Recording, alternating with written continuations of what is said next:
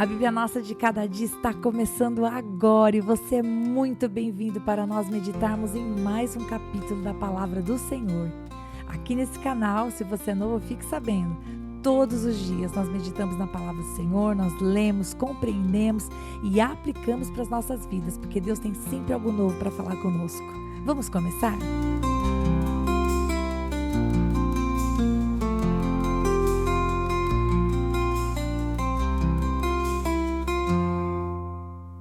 Hoje é dia de nós meditarmos no Salmo 143, mais um salmo de Davi e o último salmo penitencial do livro de Salmos. E nesse salmo nós vamos ver Davi abrindo o seu coração diante de Deus, pedindo que o Senhor traga respostas, pedindo que o Senhor tenha misericórdia dele, porque Davi vai reconhecer a sua falibilidade. E Davi, no final, do versículo 7 até o final, Davi vai pedir várias coisas a Deus. E tudo aquilo que Davi está pedindo mostra o quanto o coração de Davi era um coração temente, um coração que confiava em Deus, um coração que buscava, desejava fazer a vontade do Senhor, mesmo em meio às lutas. Porque, mais uma vez, nós vamos ver aqui Davi apresentando um coração abalado, apresentando diante de Deus um coração temente, mas confiante. Temente, quando eu digo não temendo apenas o Senhor Deus, mas temendo o seu redor, olhando para as circunstâncias em que ele está inserido e pensando, Deus, se não for o Senhor, ele vai falar no versículo 4 que o coração dele está em pânico, só para que você tenha uma noção. Então vamos começar a meditar nesse salmo, vamos ler, compreender e aplicar aquilo que o Senhor pode nos ensinar através da sua palavra nesse dia para nós. Versículo de número 1 do Salmo 143 fala assim: Ouve, Senhor, a minha oração, dá ouvidos à minha súplica, responde-me por tua fidelidade e por tua justiça. Bem, para começo de conversa, Davi está dizendo, Senhor, eu estou trazendo diante do Senhor a minha oração. Por favor, Pai, me responde. E eu penso que esse é o anseio de todo aquele que ora. Quando você não ora, você pode pensar, bom, não tenho tido respostas de Deus porque não tenho orado, não tenho pedido, né? A própria Bíblia vai dizer, nada tendes porque nada pedis, e o que pedis, pedis mal. É isso que a palavra nos diz. Mas aqui, Davi está dizendo, Senhor, ouve a minha oração e responde. E se você é uma pessoa que ora, diferente daquela que não ora. Se você costuma orar pelas coisas, você sabe, você tem no coração esse sentimento de Davi. Você quer ver a resposta. Você está colocando diante de Deus a sua fé e você está lá com os olhos fitos em Deus, esperando que o Senhor traga algo, que o Senhor mostre uma direção. E Davi está dizendo isso. Senhor, me responde. E aí que Davi, no final do versículo 1, ele vai dizer baseado em que ele pede essa resposta?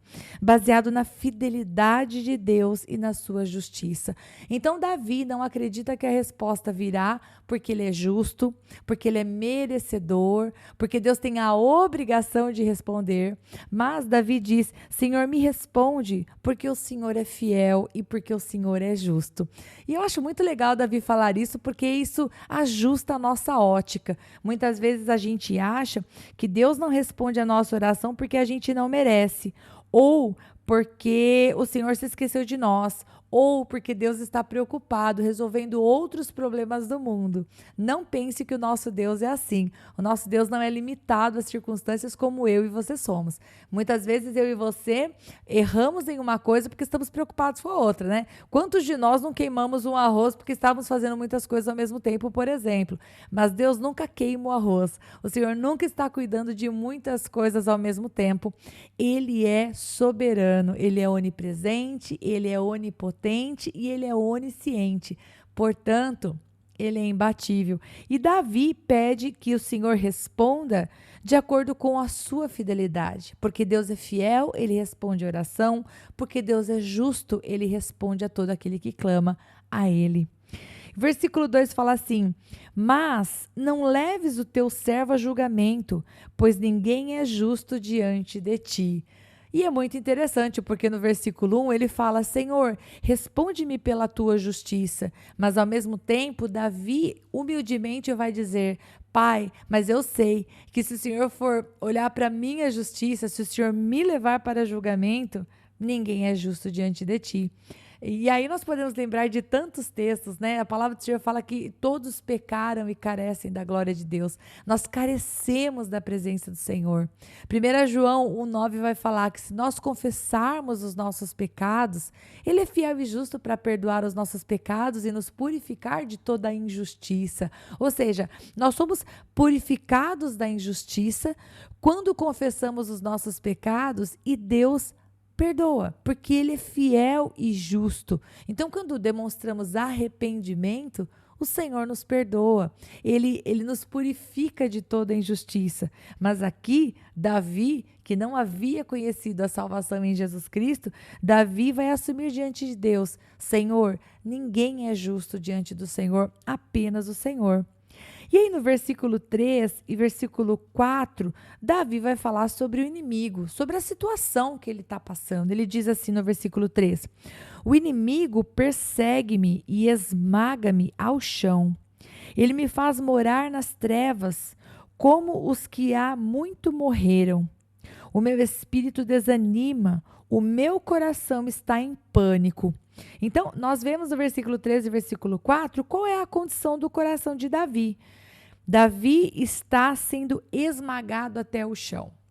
Obviamente que nós sabemos que não era literalmente, não tinha uma pessoa com os pés em cima do corpo de Davi.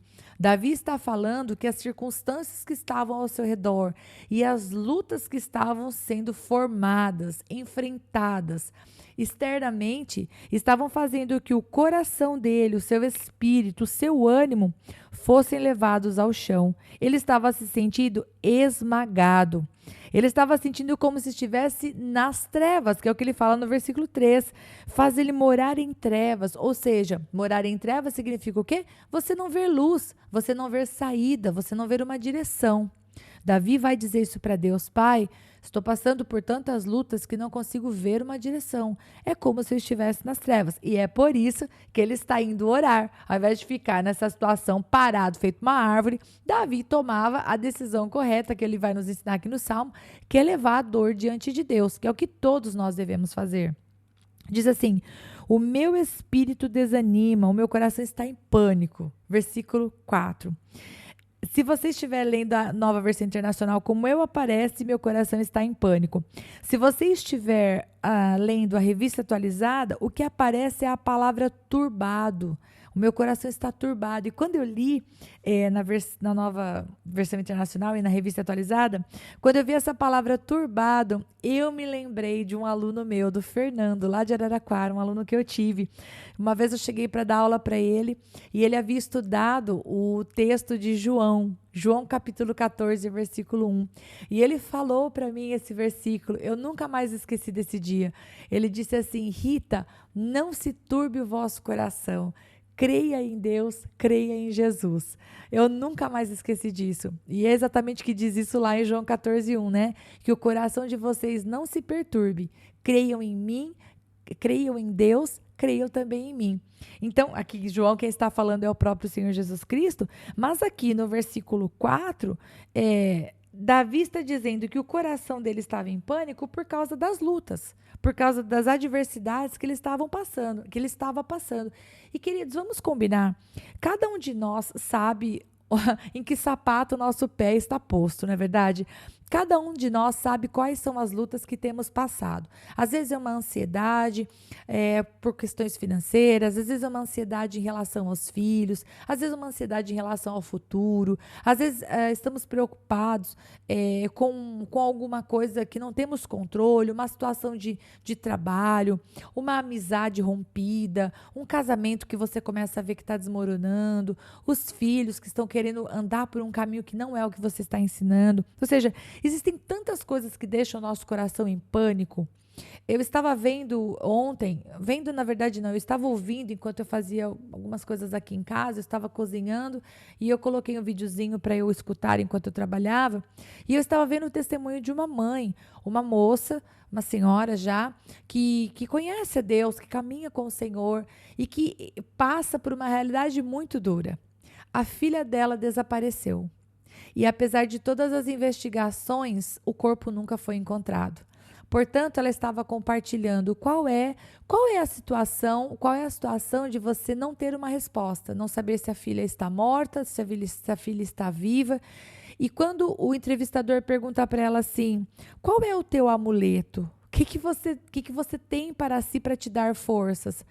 Queridos, ela foi assim muito corajosa em dizer: eu não tenho um amuleto, eu creio em Deus, eu creio na Bíblia e eu me apego em Deus porque eu sei que Ele cuida de mim, eu sei que Ele está cuidando da minha filha. Ou minha filha já está com Ele, ou a minha filha está viva em algum lugar e Deus de alguma maneira está cuidando dela, assim como Deus cuida de mim. E eu escutei aquela mãe falando, e eu sou mãe, vocês sabem, quem já acompanha o canal sabe que eu tenho 2 filhas, eu fiquei pensando no tamanho da fé daquela mulher, no gigante que ela enfrenta todos os dias. Essa coisa de meu coração está em pânico, que Davi fala aqui no versículo 4, eu imagino essa mãe lutando todos os dias sem saber onde a filha dela está, mas crendo em Deus.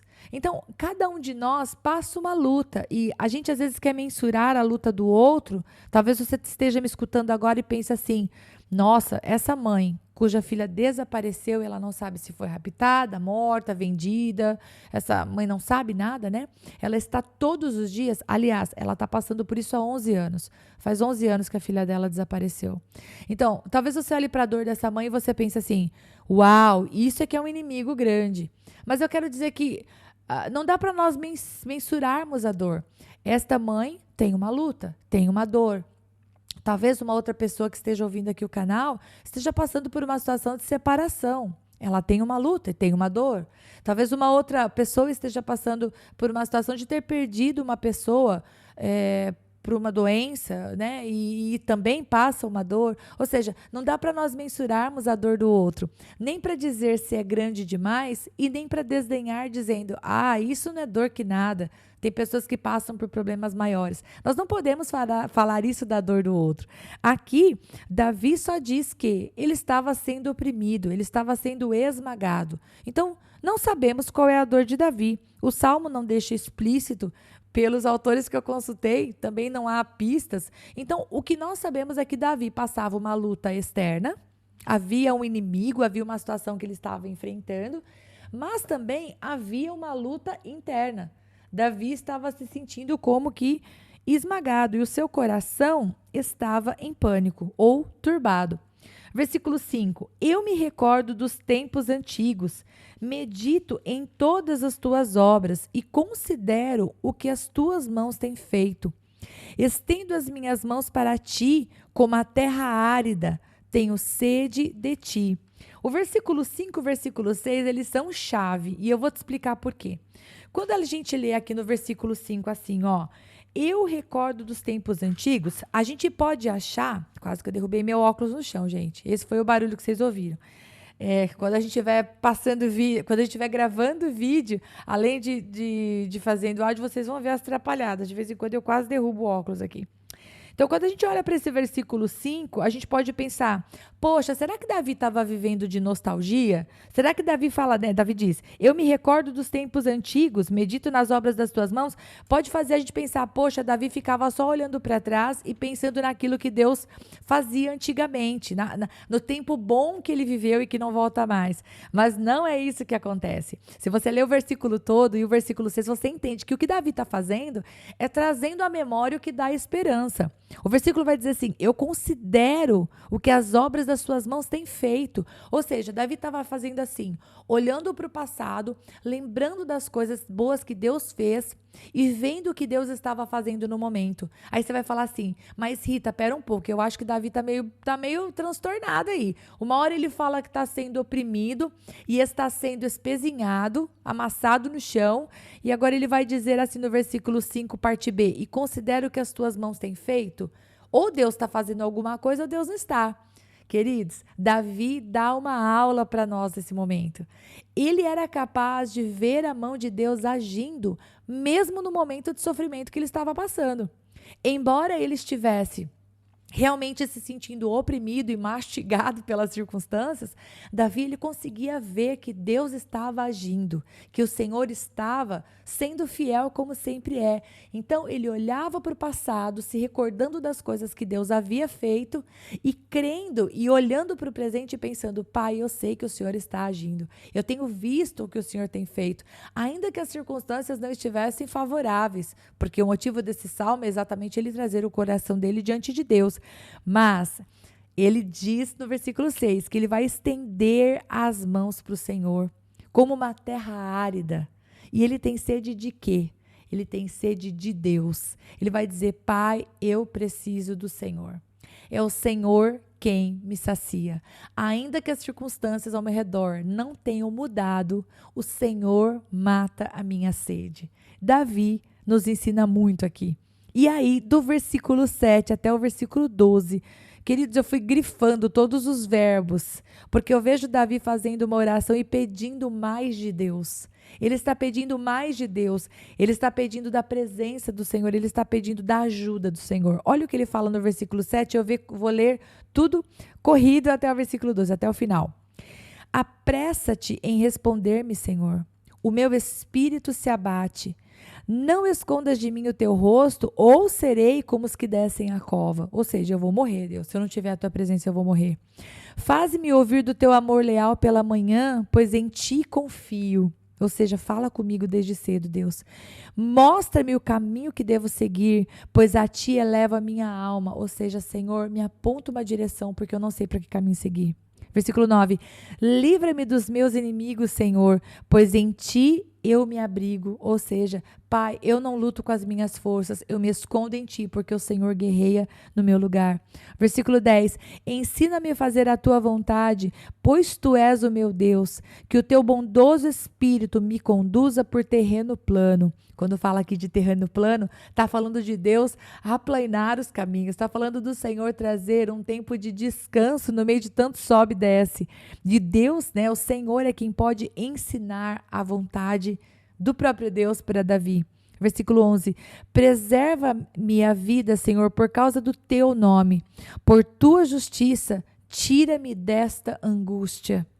E no teu amor leal, aniquila os meus inimigos, destrói todos os meus adversários, pois eu sou teu servo.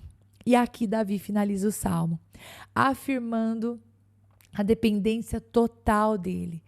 Davi, rei, investido de autoridade, ungido do Senhor, vai diante do Senhor com petições que mostram que tudo que Davi queria era que Deus fosse o escudo dele e a fortaleza dele. Por quê? Porque Davi era o seu servo. E o servo, ele faz aquilo que o Senhor manda. Então, Davi não ia lutar as próprias batalhas, nem vencer os próprios inimigos, nem fazer uma queda de braço ou agir em qualquer direção, se o Senhor Deus não desse a ele esta palavra de ordem. Porque aqui Davi se coloca como servo e ele se coloca debaixo do senhorio do Senhor Deus. Bem, penso que agora aplicar esse texto para nós ficou fácil. O que nós precisamos é buscar ao Senhor em oração e súplica, como diz o versículo 1, crendo que Deus é fiel e justo para nos responder, que Ele escuta a nossa oração e tem um tempo para todas as coisas, e que o nosso papel é trabalharmos em parceria, é nos comportarmos como servos, fazendo aquilo que é a vontade de Deus, para que Ele possa operar com legalidade a respeito de todas as coisas. E agora eu usei o verbo poder, né, para que ele possa operar, e talvez isso possa ter parecido para você. Pera, Rita, você está querendo dizer que às vezes a gente tem umas atitudes que impedem o agir de Deus? Sim, é disso que eu estou falando. Aí você pode pensar, não, Rita, você está enganada. Deus é soberano e ele não depende do homem. Eu concordo com você. Deus é soberano e ele não depende do homem, ele é todo poderoso. Mas o Senhor, ele trabalha em parceria com os seus servos. Você sabia disso? Então, por exemplo, se você tem um casamento que você percebe que está começando a apresentar traços de ruptura. Você percebe que o seu coração e o coração do seu esposo estão cada vez mais distantes um do outro. Você pode orar por isso? É claro que você pode orar por isso. Mas eu tenho certeza, porque a palavra de Deus nos garante isso, de que se você caminhar como serva do Senhor, ou como servo, caso seja o seu esposo ou esposa, se você caminhar em aliança, se você caminhar em parceria com Deus e com a sua palavra, você se torna um facilitador de Deus. Então, se você respeitar o seu marido, se você amar a sua esposa, se você buscar fazer aquilo que agrada a ele ou a ela, se você orar diante de situações difíceis, ao invés de gritar, ao invés de tratar com rispidez, ao invés de... Enfim, se você andar em parceria, você se torna um colaborador da obra do Senhor, você entende? Porque Deus ele pode fazer todas as coisas a despeito de nós. Mas quando eu e você, nós resolvemos semear injustiça, a gente atrasa o nosso processo, a gente atrasa o processo das coisas. E o plano de Deus é tão maravilhoso para a nossa vida que o que nós podemos fazer é concordar com Ele e trabalhar em prol para a glória de Deus. Bom, Deus abençoe muito você. Manda esse salmo para alguém, abençoa a vida de alguém, porque assim como Deus falou com você, Deus pode falar com essa pessoa também. Um grande abraço. Deus te abençoe.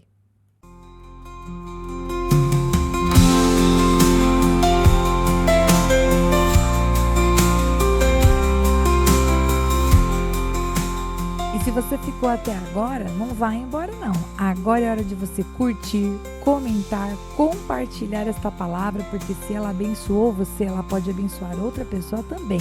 E lógico, se inscreva no canal, ative o sininho, assim você não perde os próximos episódios. Deus te abençoe e até lá!